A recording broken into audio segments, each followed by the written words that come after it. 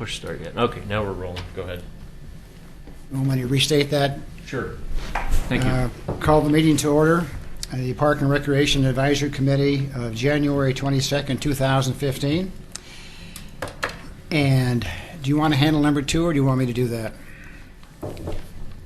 Well, we can just do a quick introduction for those that don't know. I think most of you do, but our two new appointed members, Joyce are existing member. Joyce was reappointed to a second term. Blaine Meyer is a new member, was appointed, and Mayor Neely. Well, former Mayor Neely. Can we still call you Mayor Neely? You call me Doug. Doug Neely. I was Doug before I was anything else. Yeah. So Doug Neely has also been appointed, and those were per the committee's recommendations to the new mayor. So there you go. Thank you, and welcome, new members, and Joyce for re-upping. Item number 3, the annual election of officers for the chair and vice chair for the 2015 year. And how should we proceed? Just open nominations, or? I think typically What's what the you do usual is for each position you'll want to open for nominations and then take nominations and then close and then take a vote. Voice vote? That works unless it gets real complicated. We could do something else, but usually that Okay, should let's work. open nominations for chair for the Parks and Recreation Advisory Committee for 2015. Mr. Chair, I'd like to nominate you, Bob Burns, again for another term. You've done a fabulous job. Any other nominations? Well, I appreciate the nomination, but I would like to say if anyone else would like to take the job, I would fully understand and be very supportive. And the last time I was elected, I was absent. We have 2 absent members tonight. Okay, nominations are closed. All those in favor signify by saying aye. Aye. Those opposed signify by saying no. Thank you very much. I will accept the position and carry on. Nominations are now open for vice chair. I'm going to be bold on my first meeting, but Sean's been with us for some time, more than one series. I'm going to nominate Sean Datchler. I'll second that. Any other nominations for vice chair? Nominations are closed. All those in favor of Sean to serve as vice chair signify by saying aye. Aye. Same sign for no. Sean, you're the vice chair. Congratulations. You better show up to every meeting. Okay. So how much vice can we deal with? Right. Item number 4, approval of the minutes for the December 4th meeting. Has everybody had a chance to review those? Do we have any corrections or omissions to make? No, they look good. I move to approve the minutes as written. Okay. Do we need a second? Yes. Moved and second that the minutes for December 4th, 2014 be accepted as written. All those signify by saying aye if you approve. Aye. Any opposition? I'll have to abstain. You abstain, okay. Let the record show that Doug Neely abstains. Minutes are approved.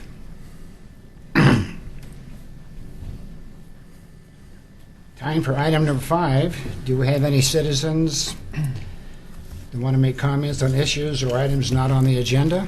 And I don't think we do. So let's move to item 6, general business. And I'll ask for Sean to take the agenda and work us through that. Scott. I think, Mr. Chair and committee members, bear with me. I'll do an introduction. Just let me turn this on real quick here.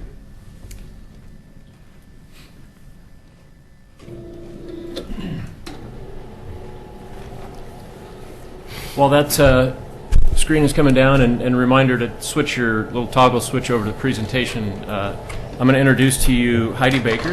Heidi is a landscape architect with the Lango Hansen Landscape Architect firm. I think many of you know or recognize Heidi from the various park master planning meetings we had in the fall. A number of you were at either several or all of those meetings.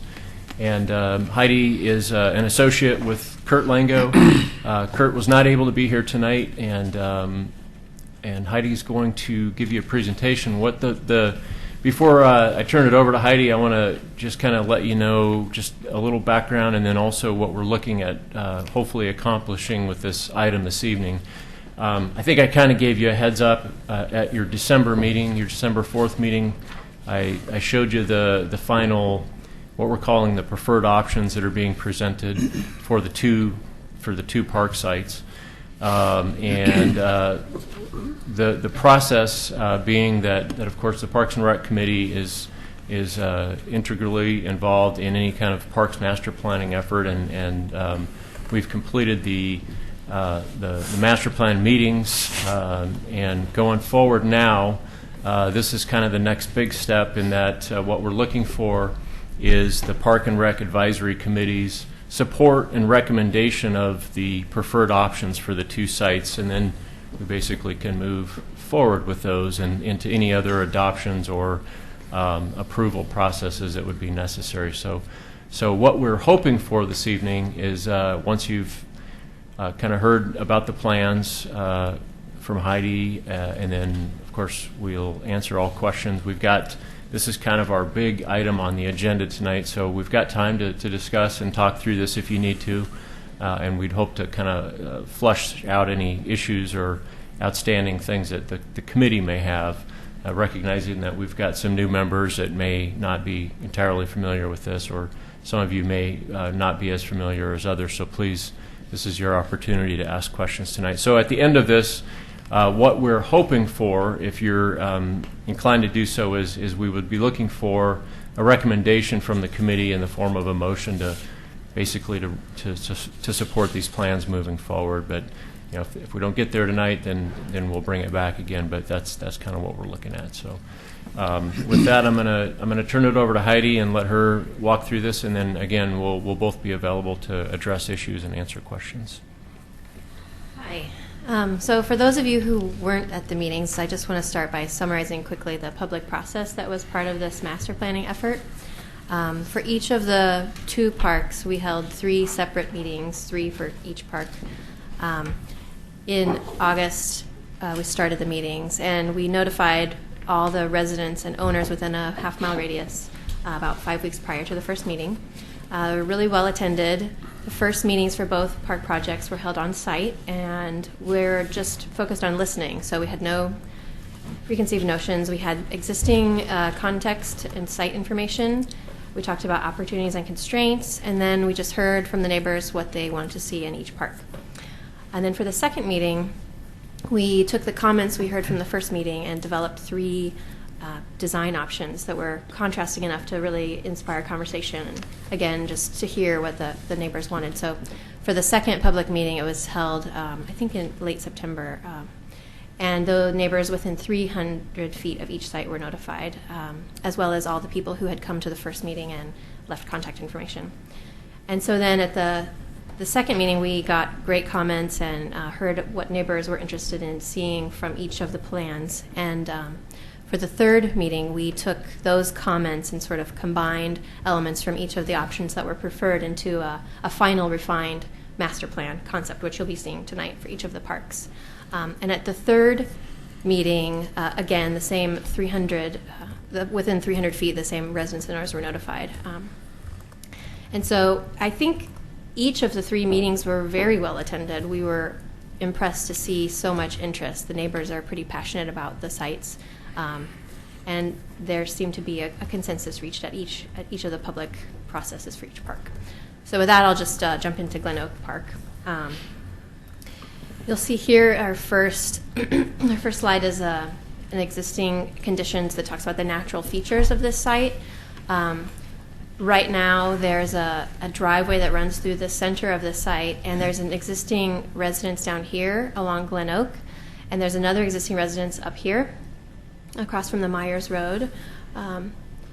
Both of those are rented out by the city. And so the site itself is very full of invasive species. There are some really nice existing oak trees and some ash. There's also in this area an old hazelnut grove with some smaller trees. We are working for both of these park sites. We are working with Pacific Habitat Services. They've helped us do a natural resource analysis. So they went out on site and they delineated an existing wetland that's on the Glen Oak site, as well as located, the stream, the Caulfield Creek, which runs down here in the south.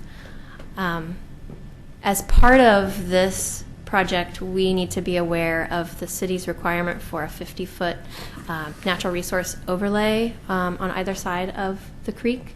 So this is the dashed line you're seeing here. On either side of the creek, we will be protecting existing vegetation that is not invasive, limited grading, just really limited development within that area. And so then the rest of the site is sort of sloping steeply in a few areas, and then it has, this area is kind of the steepest area of the site. How do I slip to the next slide? Just scroll with the mouse Yes. as though you're Okay. there you go. So here you can see the sloped diagram. This is 5 to 10% in this dark green area. These lighter green areas are 2 to 5%, so these are more mild sloping areas. And then this area up here is the most level area of the site. How many acres? About 10? It's about 9.1. Okay. So less than 10. And as part of both of these, you can see there's a future Myers roadway extension that's planned. The city, as part of the city requirements, we'll be doing half street improvements along here, and this is a potential alignment. It hasn't been finalized yet. So will Myers Road be going over or under that house? Right through the middle. Yeah, so we will not be able to keep this house or this really nice tree. So with that, I'll just jump into the plan. We heard at the first public meeting there was a really strong interest for a dog park. Other comments were a need for a diversity of play areas that include many age ranges, such as teens. There was a large teen group represented that was interested in things like skating, mountain biking, multi-use sports, just something for all ages, as well as more interesting types of play areas for younger kids. And then we also heard about an interest for looped pathways, having areas to walk, viewing natural areas and wildlife, and just getting to really have a diversity in use and flexible use of the site. As you can see here, this is the shaded area for the natural resource overlay on either side of the stream has been protected. And then I'll start with this house. This is the existing house that we're showing on the plan now. We're not definitely planning to keep it. It's just open for discussion. The city's going to be looking at opportunities and constraints for financial requirements, long-term maintenance, and so we're showing it here, but it may not be a part of the final master plan. It's just part of this graphic right now. So this wetland is shown. You can kind of see this bluer area, and then this would be a connection from the neighborhood to the south. You could get a sense of walking through a natural area. We'd be planting native plants and shrubs, so it would feel more like there would be birds and butterflies and just a more broader diversity of wildlife. You could kind of wind around the pathway and potentially some sort of boardwalk over the wetland areas with overlooks for wildlife viewing. You'll notice this corner is kind of the most active use. We have various types of active recreation opportunities, such as a skate spot with stormwater planting, and then a pump track, basketball half court with striping that could also serve for multi-purpose court use. And then here, possibly some other multi-use courts, pickleball, things like that. And these are, this is just very diagrammatic at this point, so no exact designs or final types have been identified yet. We're showing a parking lot up here, which would provide access to a large open lawn area, a shelter, a play area, and the dog park, which is here in the corner, the north corner. This is about a 3/4 acre dog park and about a 1 acre open lawn area. The parking right now is showing up as 24 spaces. We would be doing traffic analysis once the park moves through and into design development and future phases. So the parking numbers right now are just an example of what would be needed, but we would do further investigation as the park moves forward. So you can see a looped pathway that goes around the open lawn, kind of winds down into this existing oak grove, where you could wind through the oak grove and over here to the more active areas. Part of the requirements for this park will also include right-of-way improvements and stormwater management. So we are showing on all 3 street edges an improved sidewalk with stormwater planters. Those would be the constructed flow-through planters. And then additional on-street parking that would serve the park use or the neighborhoods. So there's probably about 55 parking spaces added around the perimeter of the site, in addition to the 24 here in the parking lot. And so then I'll just scroll through some of the precedent images we've included. And again, these are examples of what the elements might look like. The design is very open at this point, and further discussion will be held as the park moves forward with design development once it's funded. So this is an open lawn for active play. Fenced dog might be lawn, surface with lawn as an option. Pathways for riding bikes and learning how to ride bikes. A little skate spot, basketball court, pump track, pickleball. The next one includes a shelter. This is the West Leland Park Shelter. Walking paths. This is an example of a boardwalk. The boardwalk may be wood, it might be metal. The material hasn't been defined right now. It's an example of interpretive signage that might be included to talk about birds and whatever you see at the site that's unique. Some overlook areas to kind of get out into the wetland and see something that you can't see just from the boardwalk. Natural area planting, native wetland planting, and then stormwater planters along the street edges. And then these next images are just some example images for potential play area designs. We heard that there is an interest in potentially doing something with nature play, so we're showing a few more natural type of play structures here in the center. There could also be, play structures such as swings and slides, or down here, potentially some other options for structured play that are a little bit more unique. So that's the bulk of what we have for Glen Oak. I could just jump into Filbert Run if you don't have any questions, or I'm not sure how you'd like to. I've got a couple. Could we go back to the map where you delineated the stream wetland? That's good. You could come back to the actually kind of the design piece there. I wonder if one thing that might be considered in terms of enhancing Caulfield Creek there is that there are cutthroat trout in the creek, and whether that segment, since it is under the city, whether somehow you could increase the spawning habitat opportunities in that area, give kids a great chance to see fish swimming in there and so forth.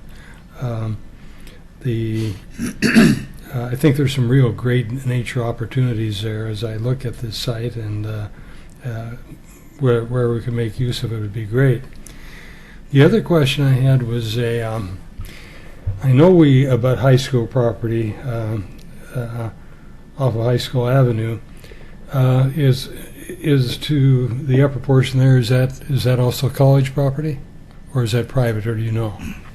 Oh, directly to the north? Or directly to the north? That's school district. Right. That's school That's district. not college property. Proposed new bus barn. Oh, well, okay. Well, that it would be great if we could make some opportunities to connect the college, the high school to this park too. There are walking paths through the college property, and if somehow, even if it's along a current street, if we could get some interconnection with areas outside the area, so you can go further than just this park. I always felt that with the proximity of the college and the high school, we ought to be able to enhance our recreational activities beyond this park. I don't know how that might be done, but that's something I think it could be considered. We, Let go me ahead, jump Sean. in. So this is my new neighborhood park, Doug. I'm not sure if you know that, but so my daughter and I ride our bicycle Where'd up you buy here. it? So my daughter and I ride our bicycles Uh-huh. up this way, and you can up at this next intersection is that back road across Yeah. to the college. So I think the connectivity is already there as long as they maintain that and allow access through there. And obviously the road will then be the other Right. piece. There's one I just other wondered if it could be connection. enhanced even, yeah. Oh, gotcha. I don't know who owns that piece between the high school and the college. I think it belongs to one of them. To what was that? I'm Yeah, sorry. that very back dirt road between the high school and the college. I'm not sure who owns that. I think what you're talking about is on private land. But in addition to what you said, Sean, I was going to mention we have looked at some of those types of ideas, and certainly those are things we're going to continue to consider and pursue and look at. The final two meetings that we had of the three for the Glen Oak Park were actually held in the high school library. So we had kind of made a strong connection. Actually, Commissioner Smith helped us make that connection, and he attended a couple or three of those meetings. I can't remember, but and some of the kids from the high school construction group were there and giving ideas and input. So we've made, in addition to what you're talking about in terms of actually like pedestrian connections and that type of thing, but we've also made just a general kind of a community connection in that neighborhood, specifically with the high school that we would explore once we get to development. Heidi talked about the house that's existing along the frontage of Glen Oak. If we did some interpretive things and some nature type things, that we could bring some of their classes out and those types of opportunities. So we've been, just so you know, we have had those conversations. And then, of course, connectivity, we're going to be looking at those things. And then, of course, the pedestrian connections along the High School Avenue and the future Myers Road are going to be improved by sidewalks and that type of thing, and then we would look for other, connection opportunities off of those. So I don't know if there's anything else you wanted to add to that, Heidi. We also talked about the potential for environmental science classes. You mentioned the creek and the trout, and really trying to make a connection so they could have outdoor labs, or it could be a learning opportunity for the high school students. That was by using the existing house, correct? That was I think even if the house doesn't stay on the site, there could be a great opportunity to use the creek and the improved natural area for science classes and yes. learning Scott laboratory. mentioned the interest of Commissioner Smith, and I can recall some other people talking about using that existing house, if appropriate, for other meetings as well. Meetings and extension of the science classes from the high school. So that conversation has been had. There was also mention at the public meetings, maybe it's a small community center or an art gallery. There were lots of comments about potential Right. things that could happen there. A design question, you may not be able to answer this, but I was just, in terms of proportionality, I was noticing that the active area, other than walking, small. of course, is about 1/8 of the entire park. And I'm just curious, is there a model that is kind of like, you could have half of it be, bocce court and this and that and the other thing, and 5 times the size of that in terms of a full-size basketball court. Are you And talking about this here at this corner being this eighth of the site? When you say active area? I'm just wondering if this much active, half court instead of a full court, smaller pump track instead of a larger pump track, if those are by design, that if you built things bigger or had more active, it'd probably sit empty. I just don't know. Well, we heard at the meetings that there was an interest in keeping as much flexibility to the site, in addition to, when I say flexibility, I mean not so much a prescribed activity. So people wanted to have an open lawn area where they could throw a ball or fly a kite, not necessarily a delineated sport court. There was an interest in a dog park and the flexible space, but it seemed like the size of this that's shown would meet the needs of what the neighbors were hoping for. I think one comment was even that maybe there was no interest in a full basketball court, And again, Yeah. this is still a diagram at this point. When we get into development, if we hear that a certain size of facility is required or there's interest in, we can revise that. So if someone wanted to put a volleyball net in the lawn area, they might be able to do that. You mean for us to permanently build one, or just somebody would just come and put one in, or? No permanent. Yeah, I think what Heidi said was really well put, and then that, again, keeping, and this is good for this whole discussion to keep in mind, the idea here is what we're looking at is a concept or a master plan of the site, not to get into design details so much that, generally these are where things would go. This is generally what, how much open space or active program space, to get to your Right. questions, Blaine. As we get to development at some point, once we've put together the ability to fund the site, then we revisit the master plan, and we get into design details. And if it's 1 or 2 years down the road, or if it's, as it happened in some cases where we master planned a park and we didn't build it until almost 10 years later, the needs of the neighborhood changed, and we heard that from the neighbors, and we've tweaked or made some adjustments. So those kind of things can be determined. So I wouldn't say no to anything, I guess, is what I'm telling you. And I didn't have an agenda. I just Yeah. wanted to know. No, I understand. That's that you can model and say, well, this is what works best throughout the nation. Yeah. This kind of park with these proportions. I didn't know if that was the kind of science behind it. I think the idea is to, there's not an exact science to this. It's really based on, a lot of it is the public input. But I think the idea is to, when we get to development, is to the best that we can as we honor the master plan, because there was a significant public process, including your meeting tonight and other meetings that have taken place and still will take place.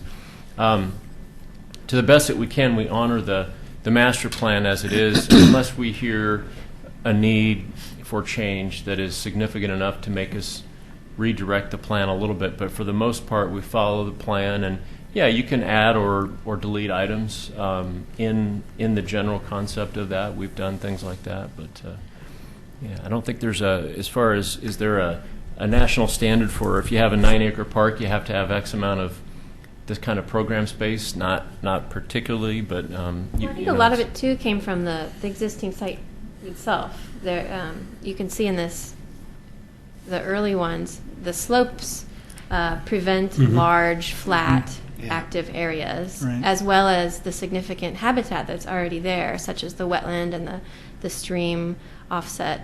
And then we just heard at the public meetings there was a really strong interest in a large open lawn and a dog park. And so to accommodate both of those, it makes the area for the other actives just a little bit smaller.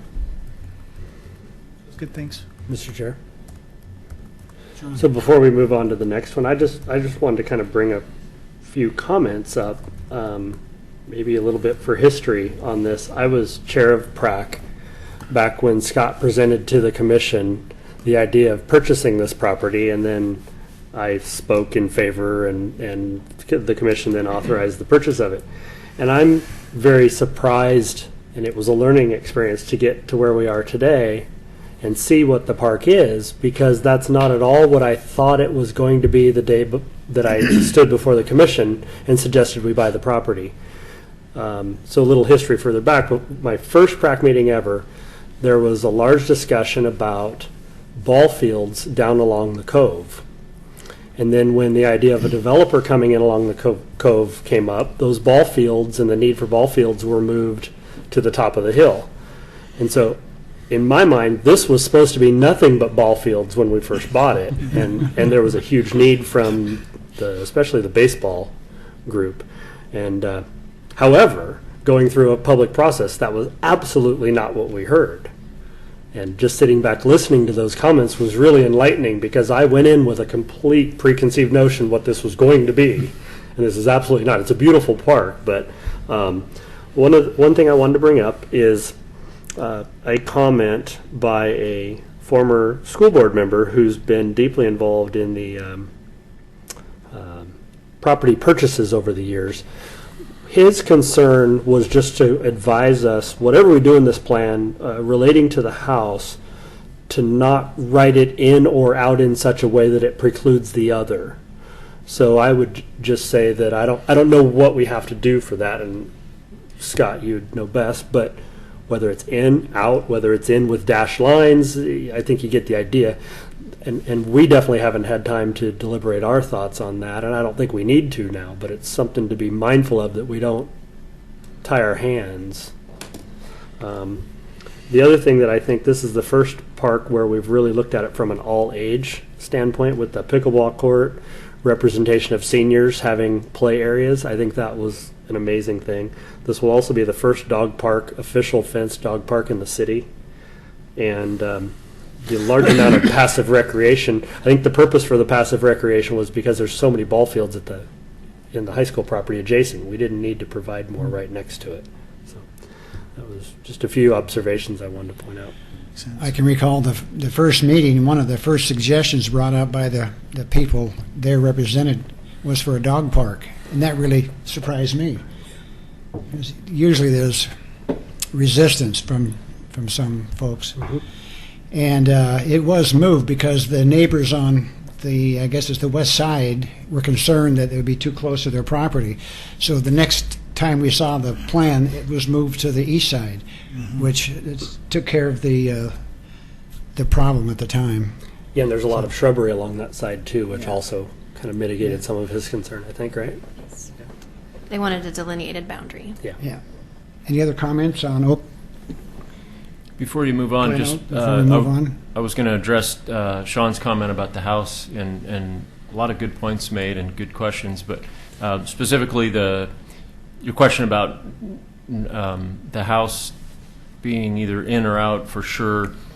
It's the way it is right now. It's shown on the plan as the existing as it is, and I think Heidi said something a little bit ago about there's nothing definitive about it either being there or not, but it certainly isn't ruled. Neither is ruled out or in, and so it leaves us that the way that it is.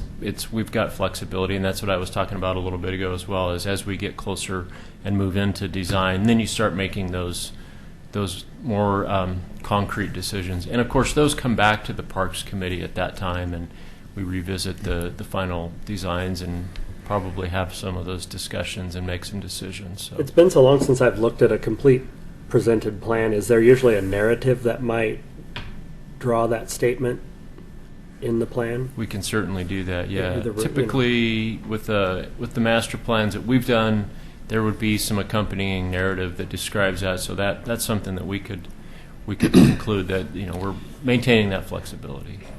Well, I think we should consider leaving it in. This is a darn good reason to take it out, because once it's out, it's out. So that's how I feel about it.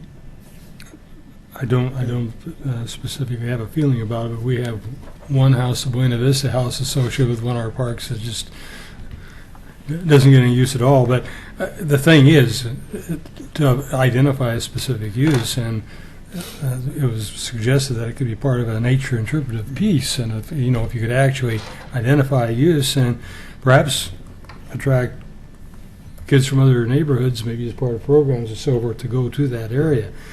I was looking at that, Is that parking lot scaled out so that that's only the number of parking spaces that'll fit there, is just a conceptual drawing? Well, because of the offset, the natural resource overlay for the Mhm. creek, we're right at the edge of that. The top here, this part of the parking lot is right at the edge of that. Yeah, And then this is a small area for a park host. yeah. So yes, 5 spaces would be what would fit there. And I, of course, I don't know what the use would be. How is... But there's also all these spaces along Glen Oak as Okay. well that could be That- used. Yeah, that's what I was going to ask, whether there's sufficient parking on the streets and so forth. So Doug, just to understand your question, your comment, were you thinking of using this building as a nature center? To where it would Well, be- that was just one suggestion. I was just thinking, given its proximity to the area that is identified as a wildlife kind of area, you might be able to do something along that line. worth exploring. It's just that I think it's important if you're going to keep the house to identify a real good use, because as I say, we've got one that is almost never used at Atkinson Park. Is that right? Yes. Yeah, and it Of course, they're much different houses, Doug. yeah, I know they are. I know and, they are. And I know that the Sean's Neighborhood Association, the Caulfield Neighborhood, currently meets out at BCT. BCT provides them meeting space, and this would be a perfect meeting space for Yeah. a group like that. And again, scout groups or other groups that might want to have a small meeting space like that. And I know as a former scout leader, I would have loved to have access to a public building Well, such as that. As the staff person responsible for taking care of the future park site, including all the amenities and facilities, I appreciate the point that you're making, Doug. And that's certainly, the maintenance is certainly a consideration that we'd have to work through before we made a final decision. But again, just want to emphasize for the point of the discussion tonight, we're showing the house.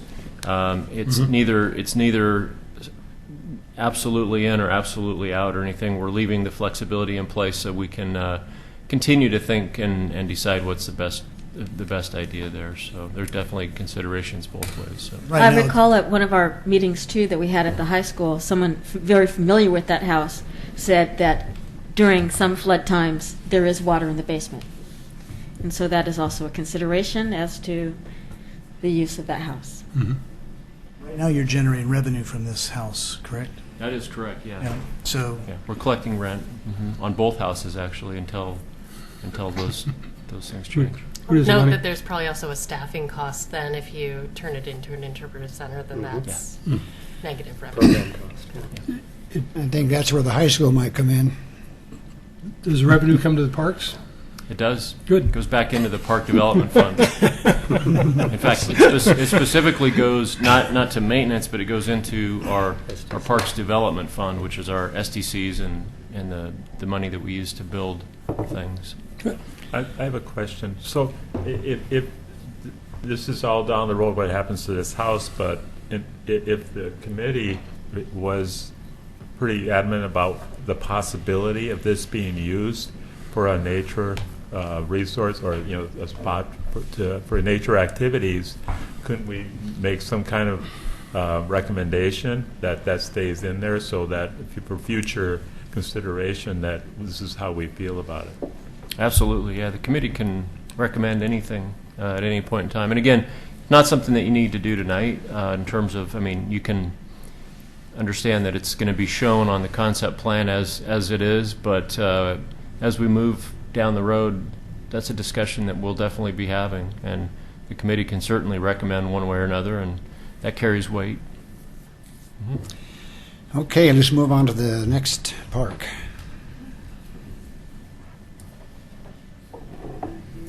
So this is the Filbert Run Park. It's about 3.5 acres. And again, these public meetings were very well attended.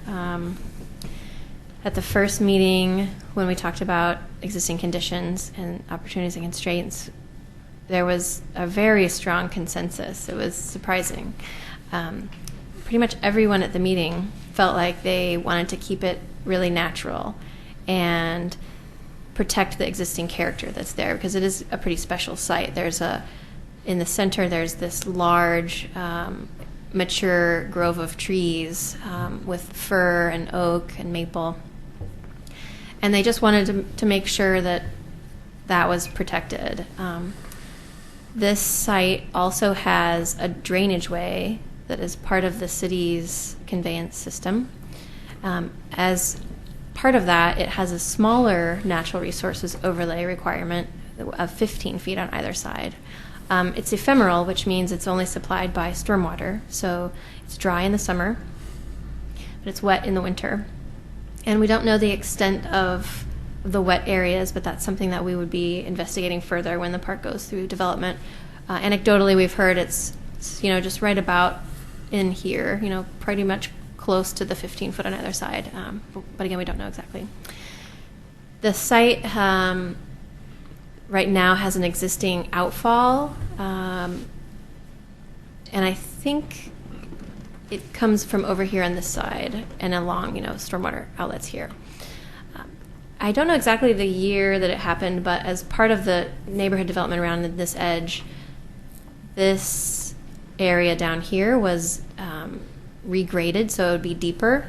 We've heard that there was stormwater coming into this neighbor's house. So right now it's very shallow in this part of the stream. I'm calling it a stream, but it's sort of a drainage way. It's really shallow in here, and then this is fairly deeper. It's 2 to 3 feet deep. And then there's an inlet in this location near Westwood Drive that goes out to a stormwater facility. This side, the east side of the site, is an existing lawn area. It's not maintained turf. It's sort of a natural grasses. Then this side over here has scattered existing trees. The neighbors have actively started planting tiny little evergreen trees in various areas. And then there's a lawn, sort of a more wild, not a turf lawn. And then there are a few, these little, we're calling them boulder rings. The neighbors have taken stones and put them around some significant tree stumps that are important to them. There's also a small footpath that runs through the center of the site and goes through this deep part of the drainage way. So I'll jump into the design. We heard, again, from the neighbors that they liked the natural feel, but they wanted to have all-weather walking pathways so that they could do a loop around the park site, preferably a measured loop so they could know how far they were walking. Also, it was important to have a connection to this neighborhood here. There's currently an existing sidewalk that just dead ends at the edge of the park. And we heard that they wanted to have a play area for kids in the neighborhood with various types of play features. It could be natural as much as possible, but again, the design wasn't really determined. So this design, the focus is on a central loop. You can kind of slowly wind around through the center of the site. There's an existing open area in the tree canopy where we're showing a shelter, and then this is the play area here near the shelter. It could be boulders and natural features. We're showing a few, we're calling them wood bridges, but it would mostly be some sort of a play element that lets you, in the wet season, play and then run over to the lawn. So something that could be both a feature, a play feature, as well as access to either side across the drainage way in the wet months. We're proposing this east edge of the park be regraded so that it's a nice turf for informal play, the type of lawn that's easy for the city to maintain that you would see in a typical park on this side here. And then this west side would be more of a natural feeling, possibly we're calling it eco lawn, where it'd be a lower maintenance grass. We would do regrading as needed. We would remove trees that were not healthy just in this area. And then it would be seeded and with a, sort of a low maintenance, it might have more wildflowers in it. It might not look like a manicured turf, and it'd be a lot less maintenance for the city, maybe once a month or less often for mowing. We're preserving all of these trees here that are showing, these are the existing trees. And again, we don't have a site survey, so this is our best guess at the exact tree locations. Once the park goes into development, we'll be getting a survey and identifying with an arborist the health of all the existing trees and making sure that the trees that aren't safe structurally are pruned or removed, and then the existing healthy trees are all preserved. So no grading within the limit of the tree roots in the center. You'll also see this Westwood Drive. We're proposing a new entrance right now. The deep area that's the drainage way. It's sort of a very deep ditch. It kind of comes right up here to this edge. So to provide a safe entrance into the park, we're suggesting doing some slight regrading in this area to push the drainage, the deep part of the drainage way, east just slightly enough to provide a pathway and a plaza that might have a kiosk with information about the park or neighborhood events, and a small planting area. And then you'll see kind of these brown elements we're calling seating boulders that might be scattered along the pathway, potentially to provide seating or climbing or whatever is interest to the kids. And then a few scattered picnic tables and benches. So benches along here for contemplation, and a few scattered picnic tables around here. But overall, this park is very, very simply designed. We tried to have a really light touch and really show as little as possible, because the neighbors really, really like the existing feel of the park site, and it is a pretty special site.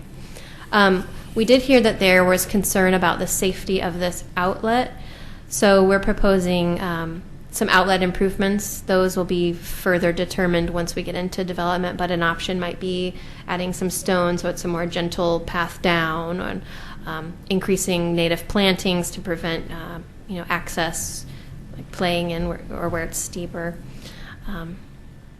And then not really doing any street improvements in the right-of-way, keeping the existing sidewalk that winds through these existing large fir trees. And they're not showing up, but there's existing street trees along the edge of Hazelnut Avenue. And I think, I'm also showing perimeter planting, just very small area of perimeter planting around the edges. There's Other no comments? bathroom facility, right? There's no bathroom facility, no lighting, so the park would not be lit after dusk.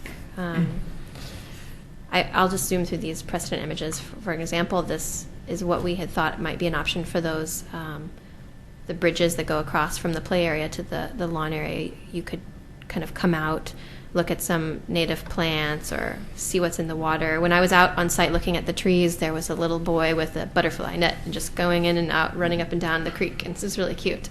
And then these in the middle are just some examples of potential nature play elements that might, a net for climbing or a tunnel or jumping on some stepping stones. Or then also we heard interest in having some structures for like a swing or some other play elements that might be desired. And then these images just show an example of the eco lawn where it might have some wildflowers. It might be a little bit taller than a typical turf. This is an example of a small footbridge that could go across the steepest part of the drainage way, so you could safely cross from the neighborhood into the center of the site. A shelter, interpretive signage to talk about what's unique about the site, native plantings, and then some example of seating boulders. I'll go back to the plan if you have any questions. Are there any paths in there now? There's an existing dirt footpath, kind of walk like this through the middle of the site. We heard that there was an interest in putting a footbridge over this deep part of the drainage way. So with the inclusion of this new entryway, that's not needed. So now we're showing the footbridge across to this area, which is the deeper area. Other questions or comments? This is just a couple blocks from where I live. It looks like traditional play areas where there's not anything that was pushed. We just heard a strong interest in keeping it as of a natural feel as possible. Okay. Maybe some climbing boulders, or maybe a slide, or maybe a small swing, but not wanting a really large play area with typical standard play equipment. There was zero interest in courts, basketball courts or things like that. Nobody. Yeah, there was very strong opposition at the first meeting to any sort of a court. When you look at the design, parking is a real issue here. There's only parking on Hazelnut where you don't have to park in front of somebody's house. Westwood Drive, can that be used for parking? That's just a stub in. Aren't there homes that are right along on, there? on there, but there's no houses that fit that actually front onto. At that particular, precise spot, but all along that street there are homes. The street's down here.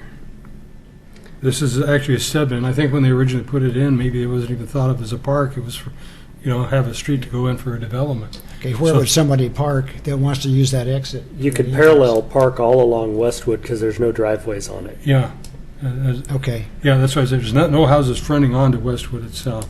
And I think this is a neighborhood park, so typically parking is not included in the neighborhood parks. It's assumed that the neighbors would walk there, and it would provide a park for neighbors within walking distance. Doug, your comment on the play area, that was one thing I thought was really interesting at the meetings and there was a representation of parents and kids along with seniors in the neighborhood, and they were much more into natural play, boulders, logs, maybe a few structured elements, but it was very obvious. It was not a Wesley Lynn type playground that they wanted. Uh-huh. Well, their That's for access sure. to John McLaughlin School Yes. is right there. provides that kind of play structure You're right. for them. The Good ball point. courts and things. And Yeah, good I think point. that's why they didn't need that at this facility. Are those available to kids during the weekends, for example, at McLaughlin? Yeah. At this time, they are. They were closed at one point because of vandalism, but then the neighbors rallied and said they would keep an eye on things, and things have gone well, so that it is open. Yeah. And a former PrAC member is the principal there. So. Yes, Right. I know that. I know that. Any other comments or questions? Just a couple. The Lane. dogs would have to be on a leash here? Yes. Okay. And then just another general, I'm trying to understand how design works and the impact on the community. Is there any general rule of thumb as to when you put a park like this in, what happens to home values in the neighborhood? I would assume they would Typically, go up. parks increase the value of Yeah, homes. they do. There's a lot of research and data that's been done about that exact thing, and it's been well documented that parks and trails, pathways, actually do have an impact that increase the value and the resellability of houses. Right. It's a big part of what people are looking for. Yeah. Pre-tax revenue. Sean? I was just going to make one more comment for those of you who weren't at the meeting. So the first meeting for each park was held on the site. I don't know if you mentioned that actual part, which was key. And I think Scott was looking around, and if I can put words in your mouth, like this little park, Doug, the neighborhood probably had 50 to 60 people there. It was a shock. It was they wanted ownership of this, and That's it was right. not expected. It was absolutely not what I figured. You were going to see PrAC members, a few people from your firm, some city staff, and maybe 10 neighbors, and that was absolutely not the case. No, that was, They've been it was great. pushing for this Yeah. for some time. Yeah. Yeah, they have. What I loved about being at that park for that meeting is watching how the kids played in the park during that meeting. Picking up sticks and chasing each other around, and hitting pine cones with picking up twigs and Yeah, things. they improvised. And running and jumping and like you said, the butterfly nets. That's what is so exciting about this place. Well done. Okay, now what? Well, Need just a some couple kind of of a motion to, let me give you just a couple of kind of wrap-up comments, and then I'll kind of leave it in your hands to decide how you want to deal with this. Again, what we're looking at is basically keeping in mind that this is the high-level view, big picture concept plans that eventually become, a master plan or a site plan, if you will. And so we don't have to have absolute certainty on every design detail and that kind of thing. We will certainly be revisiting those types of discussions as we move down the road towards some development opportunities. And of course, we don't know what the timeline on that is. That's the first thing everybody wants to know is now we've got the parks designed. When do we get to build them? And that's something that we get to talk about in future meetings, and I get to look at how that approach is going to be. So. Again, what we're looking for this evening is your support and recommendation for the concept plans as they've been presented. You can certainly add any of your own specific recommendations or narrative to those types of recommendations, if you will. One thing I did want to mention, and Heidi and I were talking about this just a little while ago before the meeting in terms of how much we wanted to get into this or not, but we are in the this is just give you some understanding of, okay, so if you make some recommendations, where does this go? We've submitted our land use approval permit paperwork, if you will, and what you do is you have what's called a pre-application meeting with the Community Development Planning Department, where you, so Heidi and Kurt and some of our other team met with our applicable city staff, and you talk about how this goes forward in terms of the land use and the site planning issues and so forth. And then we get some further information from our planner that's assigned to these two parks, actually. And what we've determined, we believe, is that because each of the parks are under 10 acres, there's a provision in our city code that says we don't actually have to adopt these as a master plan, which is when I say master plan, I don't mean that as a generic term. I mean that specifically as it's designated in our city code. A master plan adoption is a pretty comprehensive land use process.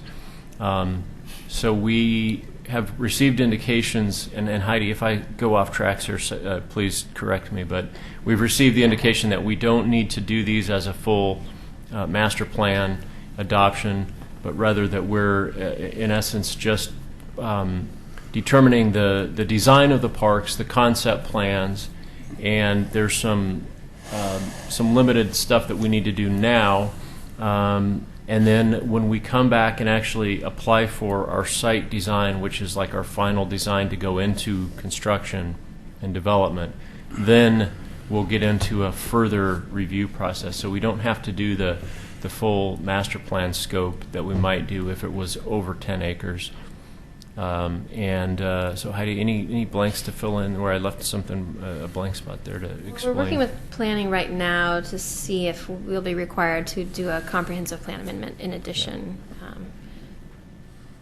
I'm not sure. So yeah, that's a good, thank you for reminding me of that. So what we may end up needing to do is, instead of that, is doing basically like an addendum to our parks master plan. I'm talking about our full citywide parks master plan, that these would be an amendment to that, showing that we've completed this process and that here's the design concepts that we've come up with, and then when we get to move that. But we may or may not have to do that. That's still to be determined. But both of these parks are mapped already in the comprehensive plan. So I'm not sure. And then I think, Sean, you asked about, some, whenever we do a park master plan, and now I'm using that as a generic term, not the city code term, we usually do where we show, we have a booklet where we say, okay, here's the concept and the design, and we show the pictures. Then we also back that up with some narrative that says, here's the public process that we went through. We had these public meetings, and here are some of the main types of things that we heard, and we would include some things like the discussion about the house on the other site, and just some general things, so that when we reflect back and we're ready to develop the site, besides the minutes that we've got from meetings like this and from minutes and notes from our public meetings that we held, but then we've got a permanent document that kind of guides us to that point. So again, just to summarize, what we're looking for is hopefully your support for these concept plans going forward, with the understanding that design details to be determined on some of these things. And then finally, the last thing I want to just briefly touch on is that we will, once we've got the sense that we're at a point of basically having a final concept of the parks, then I will be working still with Heidi and Kurt on a part of their scope of work for us is to develop a construction budget. So give us a cost estimate, what we think it might cost, and some of that might depend on what types of materials are used or what types of features are included or not. And we would come back to you and present that at some point as well and say, okay, based on the completed documents, here's what we think it is a range or approximately what we're looking at for the cost. So we'll be coming back to you with that at a future date. Okay, I guess we need Just a quick a question. motion, question? So now, today, we're going to approve, and this will go to the Land Use Committee then? So we're making a recommendation to the Land Use Committee that we support these plans? Well, you're just making a general recommendation that you support them, hopefully, that will be used for discussions that we have with our Community Development Department. And again, not certain that it has to go to the Planning Commission. It may at some point when we get into the design site plan review, but not in the current process that we're in. We will visit with the City Commission about these park plans. Probably in the relatively near future I would say probably at a work session, a study session, if you will, that we'll do a similar thing that we've done with you tonight where we walk through the plans and then we will, at that point, we would say the Parks and Rec Committee has reviewed this, here's what their recommendation is. And then the commission, we wouldn't be asking for necessarily a formal adoption from the commission either, because right now, as we were talking about, we don't believe that that's required at this stage of any land use process. But so just a general recommendation, not specifically to the Planning Commission, for example, or to the City Commission, just a general recommendation. So we're looking for you to sign off on this and say, that you're comfortable with what we've done and the concept as it is right now. So I think that's what my question was before about the house and its usage, and we have some, not recommendation, but some thoughts on its usage, and a lot of them were already brought up. So, and if those were, so that the city, the commission, heard those thoughts, it's not that they're in a recommendation form. Sure. Thoughts. So. Those are things that get talked about when we go to those, to this, for example, the City Commission at a work session. We would definitely speak to that, and we would talk about the fact that you've, got a strong interest in making sure that you have the opportunity to discuss that before any decisions are made and that type of thing. Yeah. Okay, does anyone have some language prepared that we can consider for a motion? First, Doug, did you have a question? I do, but I think it goes with the motion, then I'll ask the question. It doesn't affect the motion at all. Well, then I'll make a motion that PRAC forward on to other City Commission and Planning Commission and staff that we fully support the plans as presented. I'll second that. Okay, moving second, motion on the table that I won't try to restate. All those in favor signify by saying aye. Aye. Any opposition? Same sign. Motion passed. Thank you, Sean. The comment I wanted to make, if I might, was that we saw certain parks, but from the time of the park purchase to the time of its development, it had been you suggested, Scott, 10 years or more. Wesley Lynn was like that. Of course, it was a bigger park, but the funding for these kinds of parks, saying no, they come from SDCs and so forth in terms of development. Something disturbed me when I attended the last commission meeting that we had actually our city manager saying, well, there was a question about local improvement districts and says, well, we don't do those in the city. And local improvement districts are districts really that are approved by residents. And they basically tax themselves for something right in their facility. This is something that I think, particularly in this park, you might find support for advancing what needs to be done here by asking the residents themselves whether they want to tax themselves and if it's a dedicated tax source for that and the maintenance of that park. And we haven't, in my time at least, we haven't had any local improvement districts. But some of these, particularly the parks that neighborhoods get really attached to, that might be a mechanism of forwarding this, getting this to go forward at a faster rate than some of our other parks have in terms of their development. It's just a thought. And maybe when we have the study session with the City Commission, we could have that as a discussion point, especially if we can especially if we could perhaps give members from the Neighborhood Association there as part of that discussion. Question about what you just said about taxing the local neighborhood. How do you put a boundary on where the tax goes, or? Well, that'd be a point of discussion. I mean, I just curiosity yeah. for myself. I don't know. I'm just trying to understand that. Right. That'd be a point, I think, for discussion. 10-mile radius.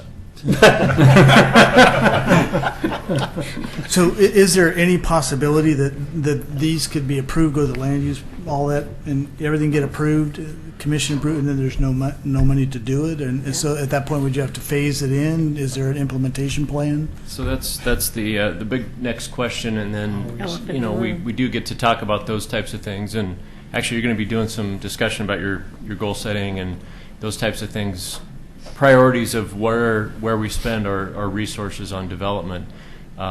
Get discussed pretty regularly at these meetings, and so we'll be looking at, like I said, once.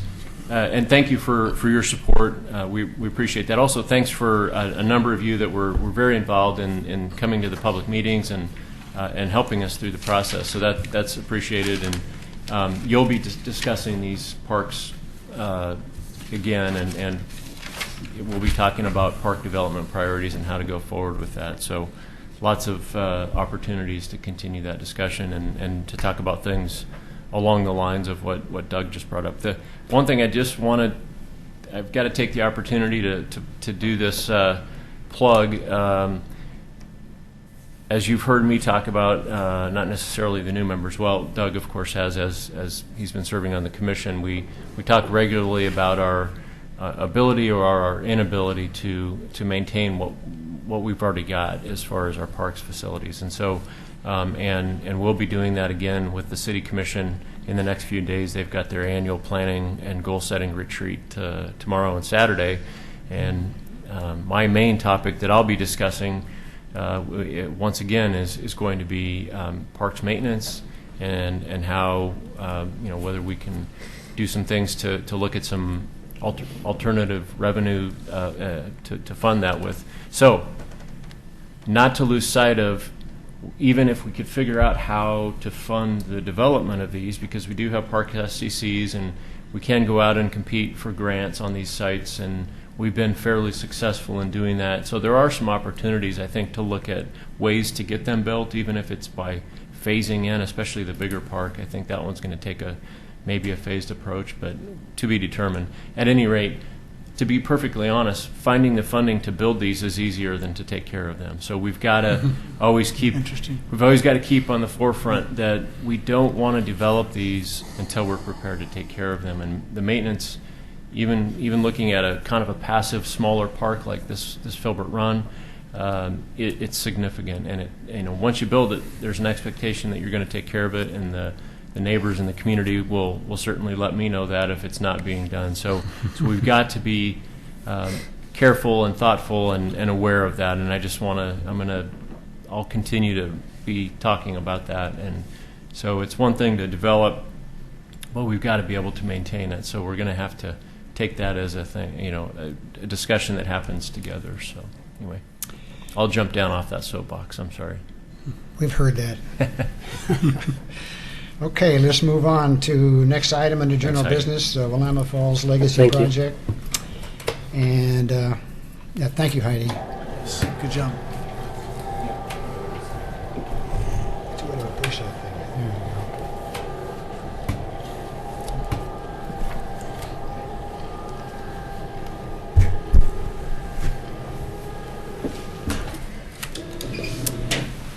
go. All right, now that we got that background sound out of the way, I can give you, this is just a standing update on the Willamette Falls Legacy Project that the committee has asked me to keep on your forefront. There's not a whole lot to report this evening to you, different than what I reported to you in December. The main thing is that is occurring right now is that work is underway between all the partners to develop an RFP, to put together an RFP, a request for proposals, which will be advertised for the Riverwalk design process. So we're in the process of developing the RFP, which will eventually be advertised. So the design of the Riverwalk is is the next kind of big target, and there's significant effort underway with the partnership group to do that, and that's kind of the main thing as far as any significant updates tonight. Is there a role for PrAC in that process? That's a great question. Not that we haven't already lots well, to do, but I think there is a continued role because it is going to be a park facility eventually, and it's likely that we'll be taking care of the facility once it's developed. And I just talked about maintenance, but there's also some discussion about putting into place a maintenance mechanism to fund that particular thing. But that's going to be a very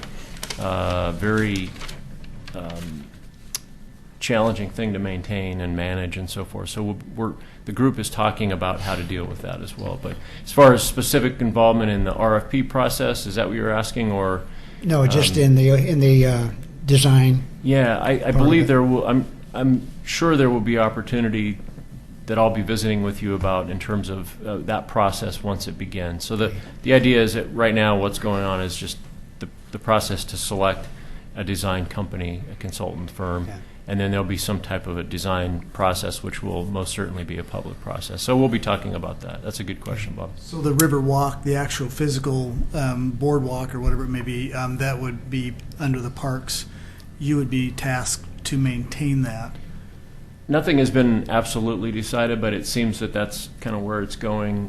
But again, there's a very significant partnership effort that's taking place in discussions about how to fund all this and how exactly that happens. But Didn't Heideggerken agree to fund 20%? There was an agreement by the Ongoing. developer to participate in the maintenance, and then we're looking at other things, a foundation or a friends group type of a thing that would help support it, and a lot of other creative ideas that are being discussed. So a lot of things, nothing has been, I want to make it clear what I've talked about is nothing is set in stone at this point, but that's kind of where it seems to be leading, just so you know.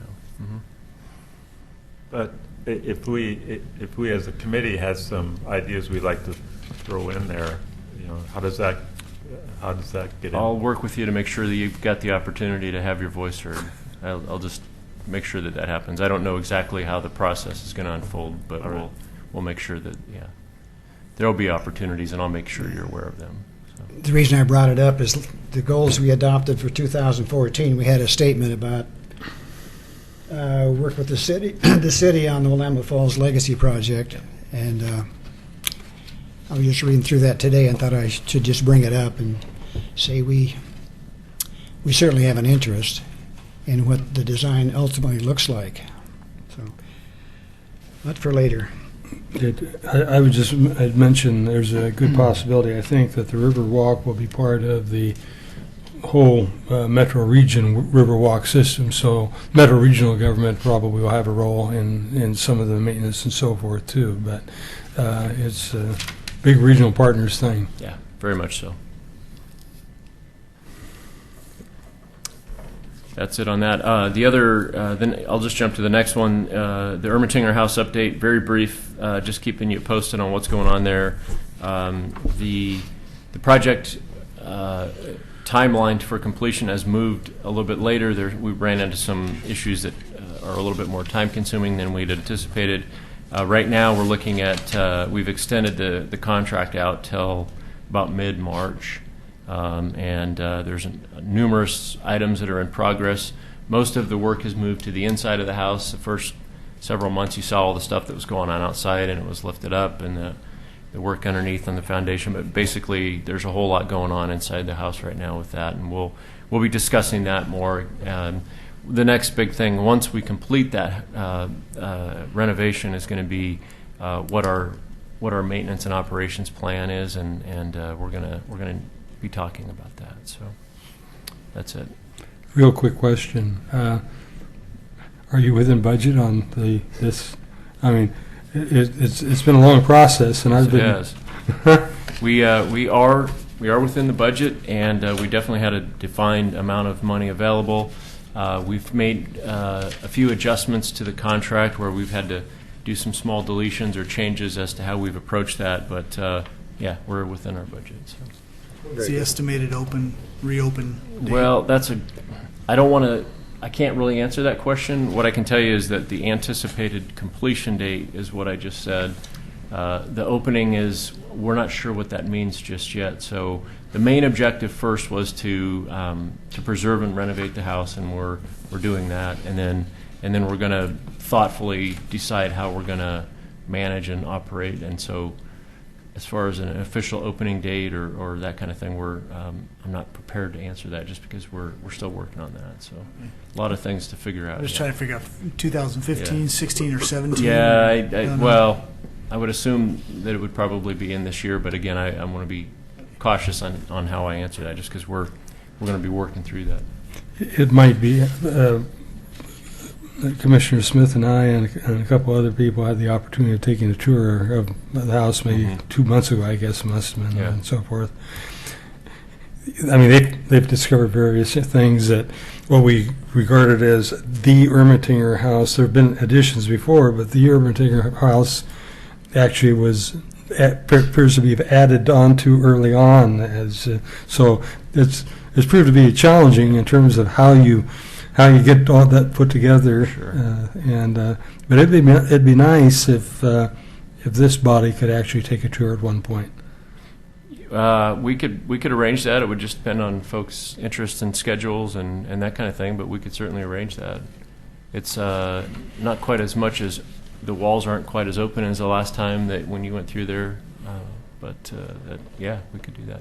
We also got a lot of photo documentation, and we could also do a photo tour at some point if you were interested in doing that. So. Okay, next item. Annual goals update. Scott, you were going to take a crack at that, see how we're doing? Sure. So we've got, you should have received in your agenda information, and it's also should be an attachment on your information at your screens there. The existing goals that you set last year. If you'd like, I'll just walk through those really quickly, and if you want to stop me and talk about anything further. I think the idea was bring this to you as a discussion, just kind of review them. As far as your time tonight, I don't know how far into this you want to get this evening, but at least know kind of where you're at on these, and then typically what you've done is, over a couple of meetings or so, you'll revise and refine as you see fit, and then kind of reset these goals. So number one is the funding for Phase 2 and completion of Wesley Lynn Park. We don't have anything different or significant to report there. I think it's still one of those, where does it fit in with our whole, overall priorities, and we're talking about a couple of new future parks, and so nothing significant there. The one thing that's a little bit different that does connect to this goal is that we your recommendation about the 3 off-leash sites. One of those is Wesley Lynn, so it does make use of some of the undeveloped area within this park, so that may sort of impact that goal. The RV Park Master Plan implementation, number 2, we did a basic concept plan.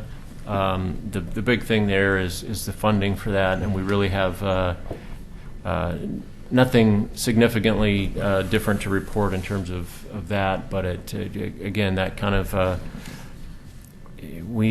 would love to get that done. I would love to renovate the park and do the updated design, but it's going to be a significant amount of funding to do that, and we would need to figure out where that would fit in. And the other thing about that to keep in mind is this will likely not be eligible for our using our SDC, so we'd have to fund this with some other funding source. Number 3, we just talked about the master planning, complete the process. I don't know if we want to entirely check that off your list, but I think you've done the bulk of that work, which was to complete the public process, and then tonight you signed off on the plans.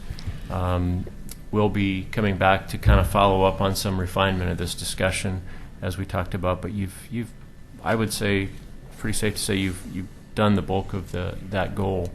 Number 4, the off-leash areas. Implement off-leash dog area test sites. We haven't implemented those, but as far as you, the committee, you have done your task, which is make recommendations, and then staff, we're continuing to that's in our queue to get those 3 off-leash sites implemented. We're getting there, but we've got a large workload, and we're trying to get that, see where it fits in there. And then there's 3 parts to that. B is the progress of those sites. So once we go forward on that program, the PRAC's recommendation was that you would continue to evaluate that and monitor that. And I think your recommendation was something like a 1-year test pilot program, and that's, once we get going, that'll be something that you'll do. And then C, seek a permanent dog park location. As we talked about with the Glen Oak Park site, we do have a dog park within that park, and that probably fits that goal. We've identified it, and then whenever the development happens of that park, the development of that dog park would take place. Number 5, work with the city in determining the ongoing use of the end of the Oregon Trail interpretive site. You've done that. You've continued to do that. You've been supportive of the reopening and the partnership with the Clackamas Heritage Partners. I'll continue to keep you posted of any significant development or change. So in general, you have been supportive, and you've worked with the city, meaning I suppose staff and the city commission. So I don't know how you would want to address whether you feel you've completed that goal or if you want to just keep it on there, or that I'm not sure. Same with, I think, number 6 is you've worked with the city. You gave recommendations and testimony and participated in. Bob, I think you attended a number of the meetings, did you not? And you've had representation. The city adopted the plan for that, and PRAC supported that with the recommendation. You just talked about a little bit ago your continued involvement and what that may be, and we'll have to keep working on that. So again, that may be an ongoing goal, or you may feel like you've accomplished what you set out to do. Number 7, you did that. That's your Park Day event, and I don't know if you want to keep that on your goals list or if you want to move that off, because I think you've established the Park Day program, and it seems that we would probably do that again, but we can certainly discuss that. Last year's was I think successful. Was definitely grew and got a lot better from year 1 to year 2. So number 8, I think it's just kind of an ongoing goal where you keep informed and you continue to, I think, work with the city commission and other applicable city committees, and hopefully, my job is to try to help you do that as much as possible and keep you informed. So again, that's more of an ongoing kind of a general thing that you can decide if you want to keep that on there or not. And then number 9, champion open space discussions about Newell Creek Canyon opportunities. You've done that and been doing that, but that's a work in progress with Metro and their planning folks that are continuing to work on that. Anything new that comes up about that, we'll certainly bring forward to you. So that's sort of a status update really quickly. There might be more to some of those if you wanted to discuss those, but that's what I can tell you tonight. I make a suggestion. Scott, you mentioned a few minutes ago that the city is going to have their goal-setting process in February. Is that what you said? Or actually, this weekend, yeah. This weekend? Friday and Saturday, tomorrow and Saturday as the annual goal setting. We ought to use that as a resource in helping us establish our goals. So I guess we shouldn't be in a big hurry to move ahead until we have firmly in hand what the city plans to do or in their goals. Does that make sense?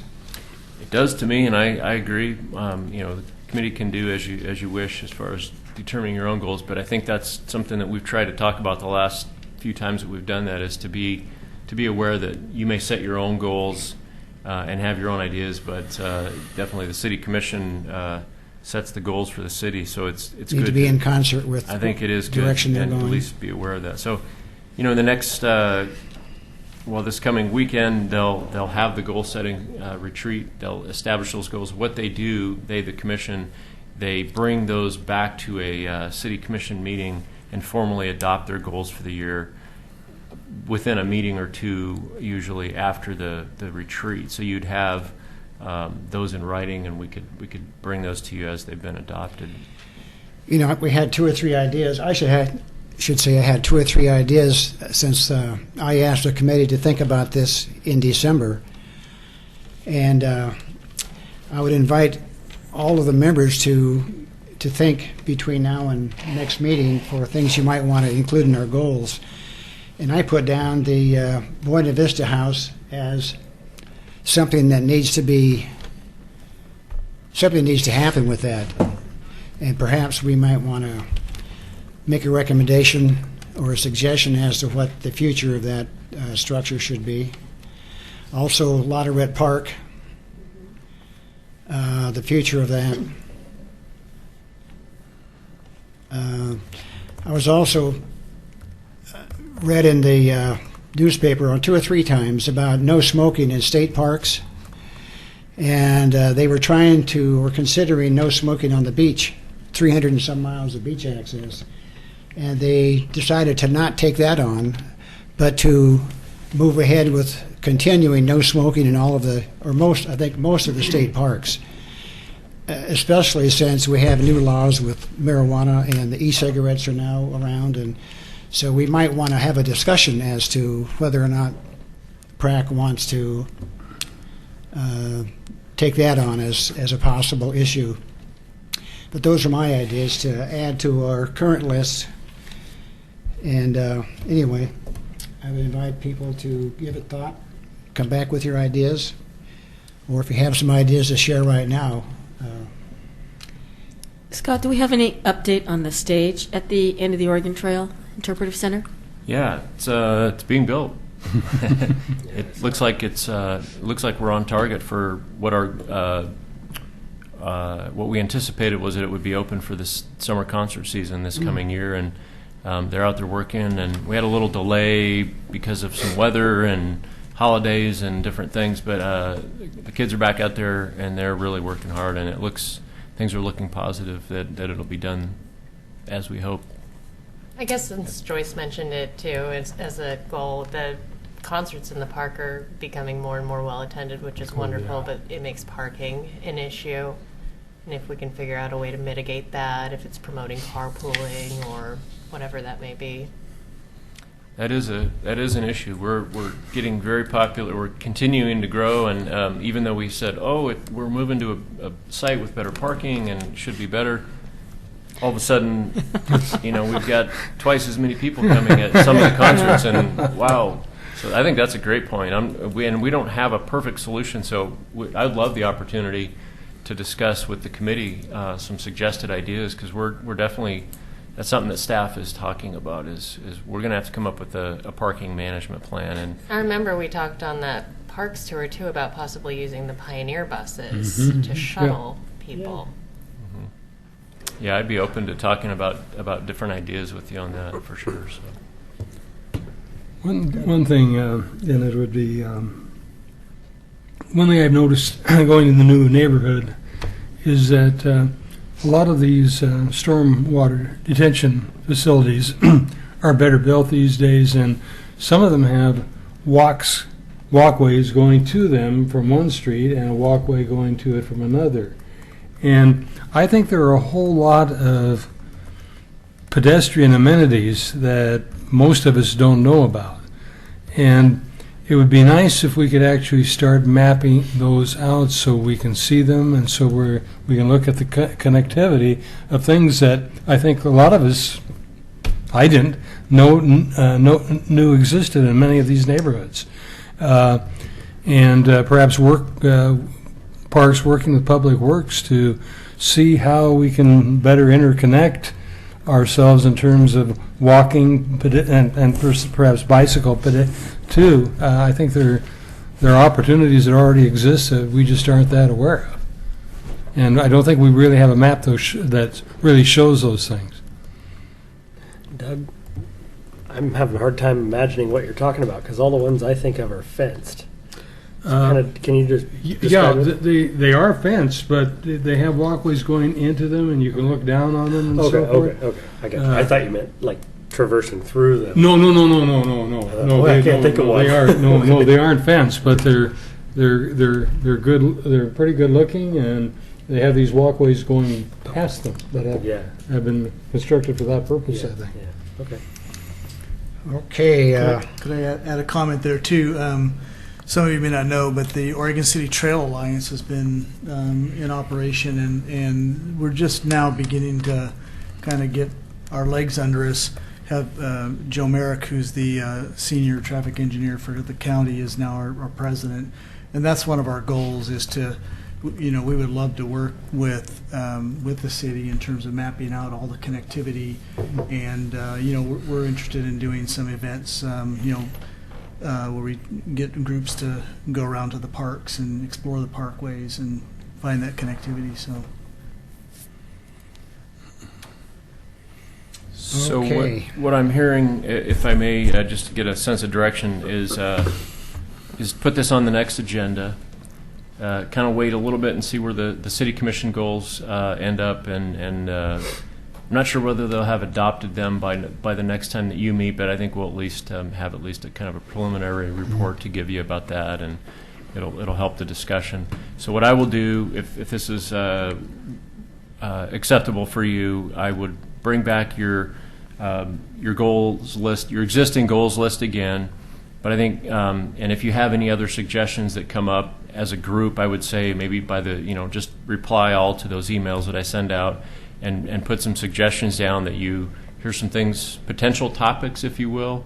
I've captured what you've just discussed this evening, any other potential topics, so that you can kind of throw those all, on the table and talk about them and see where it all shakes out. So I'd say bring it back to the next meeting with some potential topics and items to add to your existing list, and you can figure out which ones to delete or modify on that last year's list. Am I on Mr. Chair? target with sounds good to that?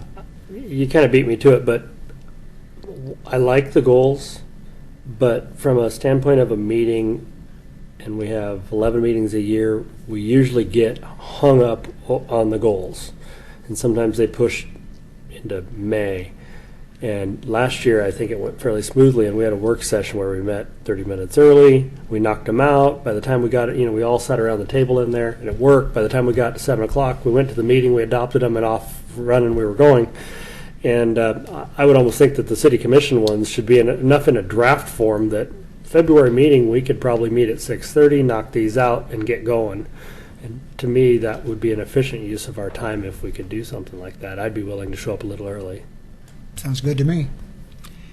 I can When do we schedule do that? That's what you Meet want. early and try and get a head start. I think maybe we back off if the commissions aren't available and we can't look at anything to correlate, but I think we have a general idea where ours need to be. Just reference those, and then And it would really be helpful if people have other ideas to share those ahead of time, so we can think about it.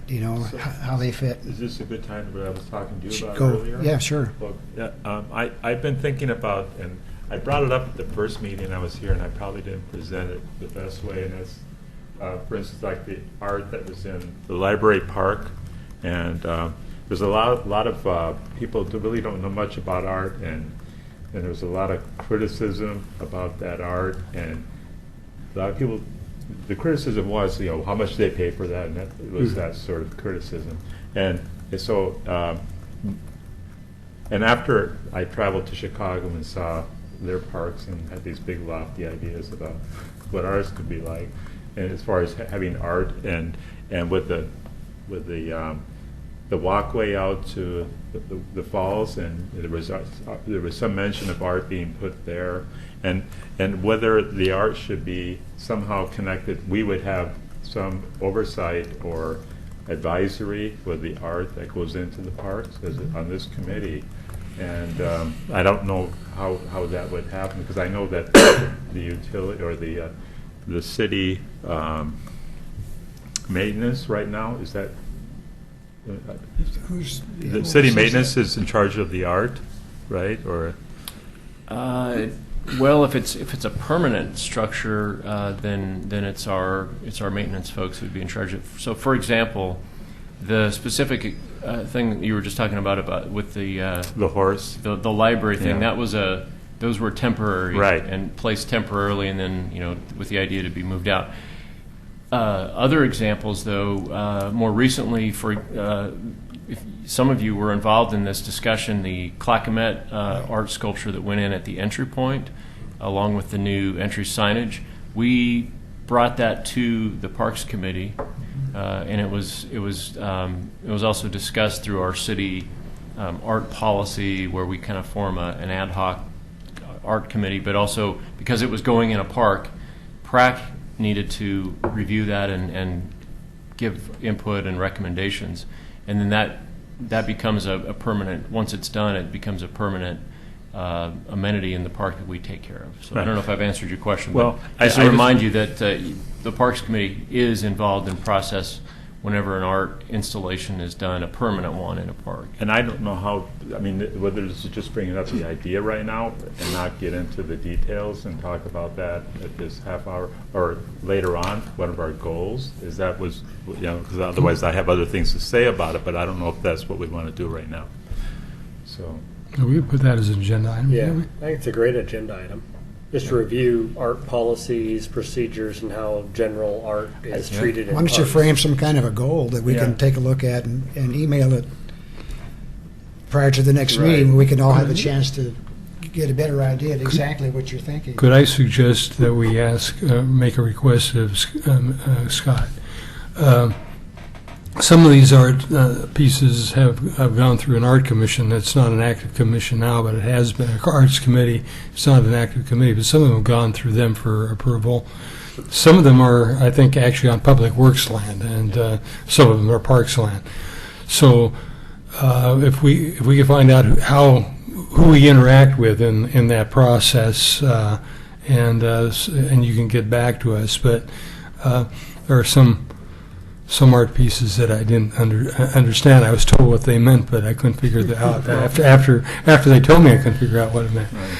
But I just felt bad for the artist that, for instance, the sculpture of the horse that was there, Mhm. was kind of leaning downhill, and it looked like it was just kind of not positioned, maybe. And if I was an artist and came and saw my piece not presented, and especially when I'm lending it out, Mhm. and especially the fact that people don't know it's a lent piece of art. If there's, like I said, I don't want to get into detail about this, but Yeah. Scott, Yeah. who is the person that made a presentation to us over at the swimming pool?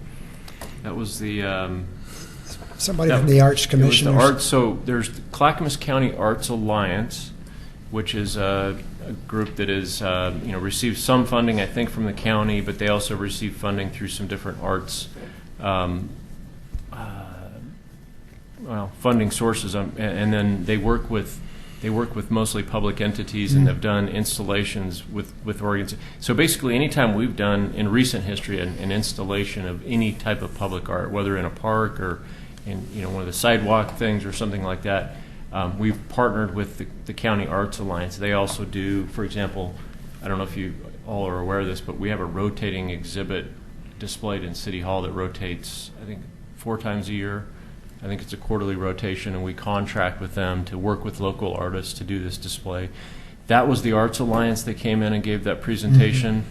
They did that for the piece in Clackamet, but also, you recall, we did the bike, the new bike rack down at EOT, the really interesting piece that kind of fits the end of the Oregon Trail theme.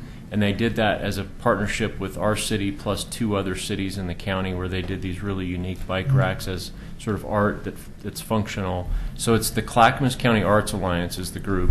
Then they also brought in the artist that was selected through a selection process, and the artist did part of the presentation as well. You would recall. I think we did a couple of different presentations with that one. So there kind of is. I can bring a follow-up report and talk about it. I think it's worth discussing. There is a process. The city has some guidelines when there's public art done in Oregon City. We used to have an arts committee. we don't have it now. And it's been disbanded for a number of years. I think that's what you were referring to, Doug. And there's actually been some discussion within staff and I think among the city commission about what we do and don't do. So I think it's not a perfectly easy thing to answer, but I think it's worth a discussion. So, Okay. You comfortable with that, Roger? I mean, we're going to, We're gonna discuss it get later. into detail later on. Yeah. Okay. Okay. that Thank you. certainly could be one of your goals, is to involve yourself in that, or or you might just be willing to just discuss it on an agenda, and you might be satisfied with that and understand the process. Okay, let's move along. Other general business? I don't have anything else. Anybody have anything else to bring up? I just wanted to ask Scott if he's heard anything on the Newell Creek Canyon project. Isn't there supposed to be a meeting February, March timeframe? Isn't that kind of coming Yeah. up? And I hadn't heard anything. Good question, Sean. It's about time to kind of check back in with that, because that was about the timeline, and I haven't heard anything about another meeting scheduled. So let me check with Dave, the planner, that you've actually heard some presentations from, and I'll let you know what I Great. find out. Thanks. Yeah, good question. And I don't know if you're going to bring this up during the staff reports or not, but what is the activity that's going on at the cemetery? Not much. No, there's something going on. It's a cemetery. I know, it's a cemetery, but it's something above and beyond the usual work of the cemetery. ground. There are big trucks being brought in. It's good and bad. So probably what you're referring to, the only thing I can think of, there's not a project going on, but there's a lot of towards the canyon side, kind of on the Yeah, canyon side. area. Uh-huh. There's an area where we keep what we call the well, basically when we dig graves, we have excess soil that we have we call it a waste pile, waste soil that gets, and then we reuse it in as we need it for projects and things. The Ermentinger House project created some extra excavation, and we needed a place to store that temporarily. So we trucked it in and put it on, because we had a lot of space up there to put that. So we put some of those spoils from the Ermentinger project up there, and we're actually talking about whether we can use it or whether the contractor is going to take it back out.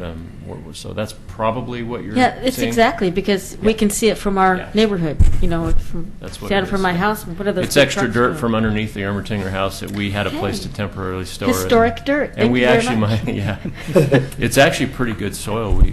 We may use it in some things and put it into reuse. So yeah. Okay, thank you very much. Okay, we are on item 7, PrAC member reports. Any reports starting with Katie down here? Nothing to report. Nothing to Sean, report. I'm here. You're here. I have nothing to report. No, it's been pretty quiet for a couple of months. Well, I have stuff to report from the Pioneer Center. Thank so, you. The Pioneer Center took in over $18,000 with their annual appeal letter. If the Pioneer Center gets the community development block grant they apply for, they could be looking at resurfacing the city and parking lots with the money. The Pioneer Center would use the grant funds, some of the donation funds, some of the maintenance funds for resurfacing costs. The second item is Pioneer Center is starting to take appointments to help with taxes. The AARP sends volunteers to the Pioneer Center to help people complete their taxes and then e-file the completed tax forms. Number 3, the job opening for program assistant has closed. And the fourth item is there is a Pioneer Center bus position open, and applications are currently being accepted. And that's about it. Is that for a bus driver? Yes, I'm sorry, bus position, yeah. Position, bus driver. Yeah. Okay, thank you.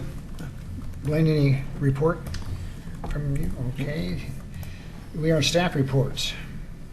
Back to Scott. Sure. Briefly, the recreation report and activities, you receive those by email, and that's just for the new members. Rather than hand you a bunch of paperwork at this meeting, we've gone to just emailing those. So what that is just information on the various activities and facilities that we have. And if you're interested, great. And if not, that's okay. You can just hit the delete button on that email. Denise Kai usually sends those out prior to this meeting each month.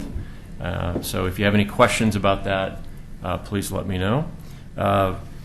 Secondly, what I wanted to quickly touch on was you received some feedback from the pickleball group that came to your last meeting and actually kind of gave you the presentation and a request for some consideration. And PrAC at that meeting asked me to schedule this for discussion at a later meeting.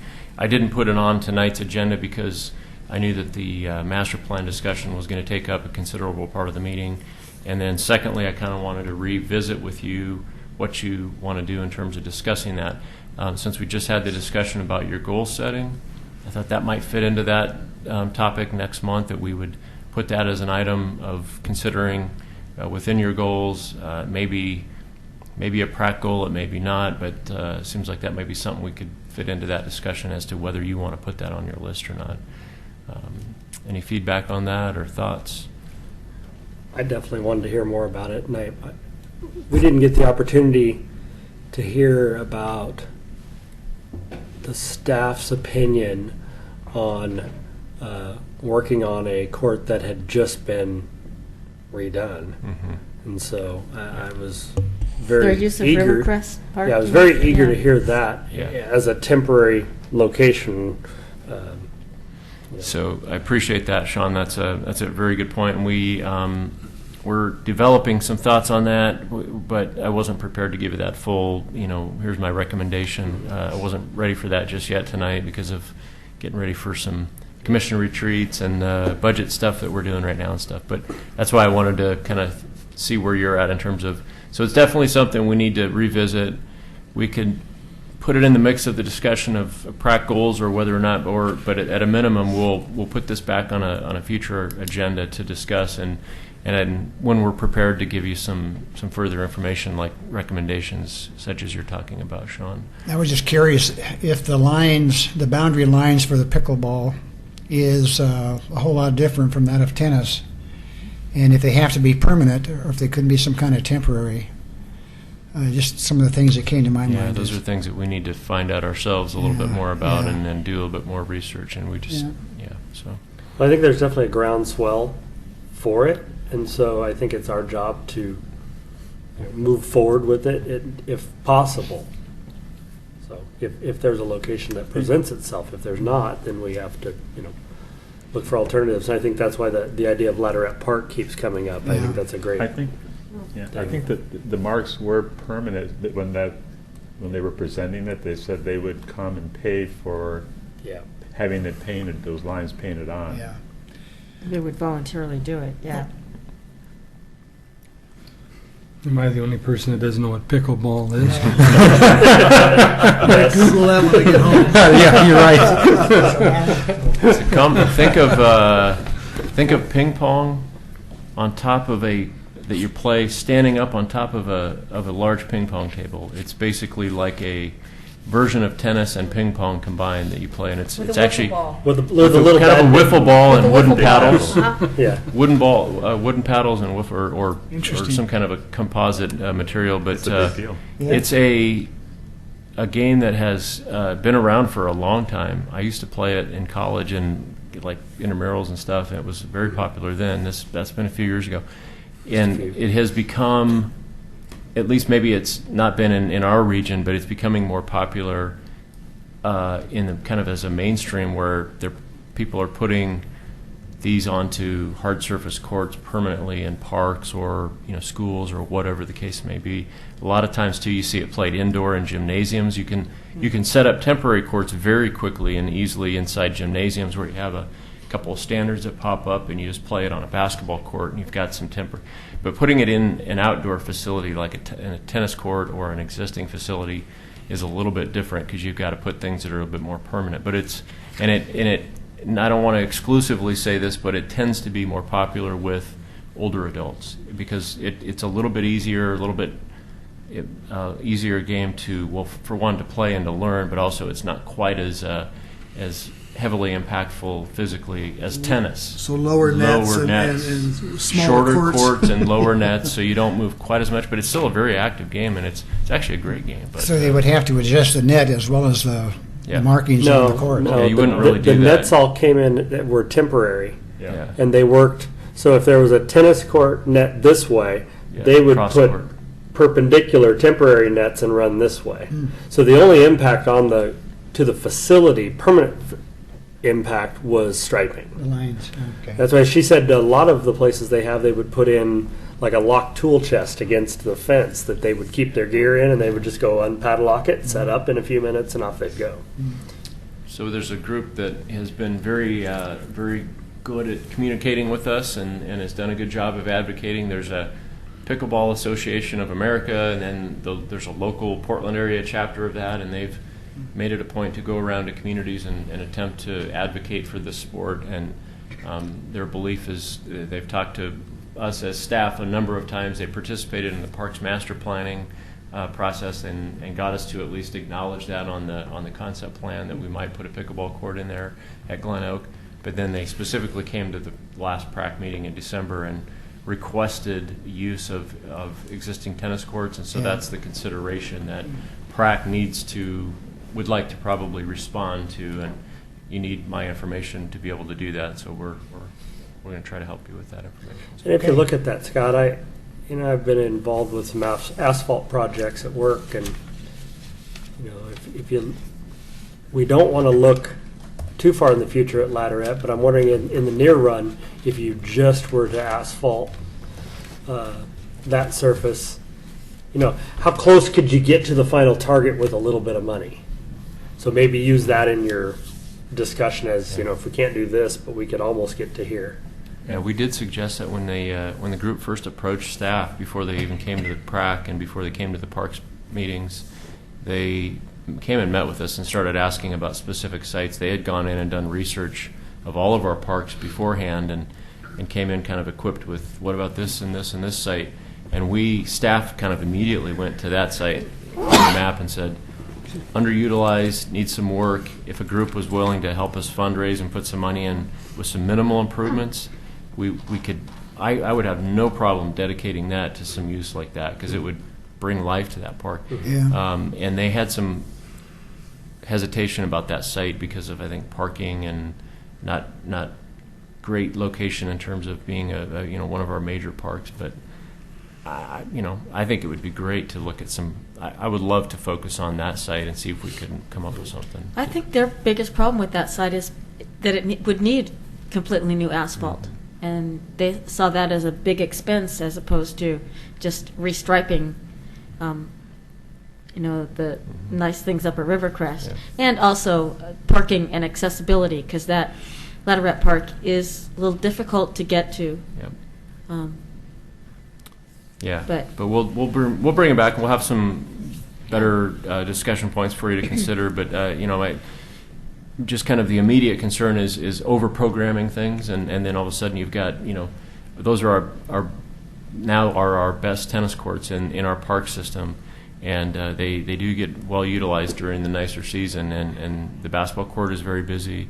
And all of a sudden we kind of start over programming that park, and we put the new spray park in, and every time we do something there, too, the neighborhood says, why don't you put things at different parks? We love our park, and thanks for paying attention, but now maybe it's time to start. They've said that the last couple times we've looked at things there, because we were going to put the sand volleyball court there that the high school group built, and we ended up putting that over at Hillendale because the neighborhood association at Rivercrest kind of said, maybe take a time out and put new things in our park for a while. So anyway, I know we need to move off this topic, but just to give you an idea that there are, some significant whether we can do it with the lines and all that, but then you start getting into over-programming sites, and that's a bit of a concern that we'll probably be talking about. So.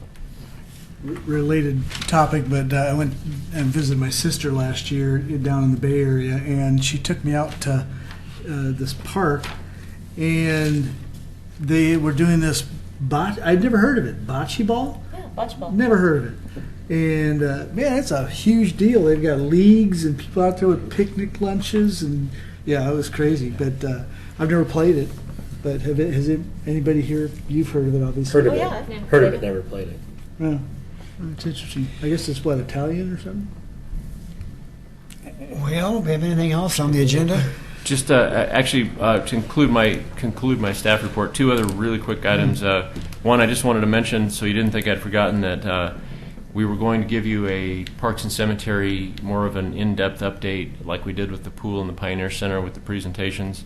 And we're working on scheduling that at a future meeting. It didn't work for tonight's meeting, but that'll be coming back to you. And then I guess I was going to just mention that we have the city commission goal setting retreat this weekend. We've already talked about that, so that concludes my report. I just, in reading the report that was sent, just a reminder about the spring break camps, that this registration is open for those, because spring break will be upon us before we know it. So anybody out there have kids? And also, it says that the voting is open for films for Yes. next summer. Yes, thank you for saying So that. go onto the city website and choose your films. You know, the ones last year really went over well. Yeah. It was great. So And the that's- year before, too. Last summer was the first that we did the voting for those. Oh, I see what you We've mean. done the movies in Yeah. the park, but last summer we did the online. You can pick. We give like 3 choices per week, and so we do already have that posted. Thanks for announcing that, Joyce. And we've already received, without much advertisement yet, even kind of pushing that, we're over 100 votes already. So people are already clicking on the ones that they want to see, and that's great. It was a lot of fun to be able to do that way last year. So. Okay, anything else? Then we shall stand adjourned. Next meeting, February 26th at 6:30 p.m. Think about your goals. All right. See you then. Thank you. 6:30 goals.